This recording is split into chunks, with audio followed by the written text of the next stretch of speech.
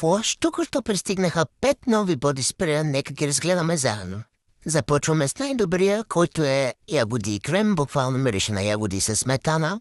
Отдавна си търсех такъв парфюм и се радвам, че лъж имат. Също така е кръстен на песен на Beatles, така че няма как да сбъркате просто. Продължаваме с най-гадния Pumpkin Spice. Имах доста високи очаквания, но в крайна сметка това мирише на повръщано. С тикв. Повършно с тикв. Добре, че поне в The Body Shop са заредили кремовете за ръце, за да усети истински хубав Pumpkin Spice, така че ако и вие искате този аромат, препоръчвам ви The Body Shop, надявам се да дадат и други разфасовки. Продължаваме с този, който няма да се опитам да произнеса лъж. Почти всяка година го изкарват по това време на годината.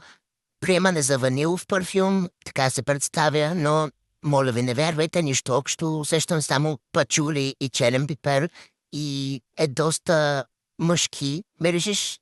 Не, че това има проблем, но ако харесате по-сладки аромати, което забелязвам, че е случай с хората, които ме следват, няма да ви хареса. Продължаваме с Карма, който е класически лош аромат и е от приятните, бих казала, мирише на портокал. Много е свеж и цитрусов. Ако обичате портокал, ще ви хареса в сравнение с другите доста по-поносим. И завършваме с така добре познатия и обичан Супер Милк. За разлика от парфюма, този спрей мирише наистина като спрей за коса. Ако го харесвате и искате боди спрей вариант, въпреки че аз да ви кажа се пръскам и с спрей за коса, в третите и на тялото, но това е мой проблем. Препоръчвам ви най-доброто. Ако нещо си вземете от тук, Супер Милк и ягодите. Топ.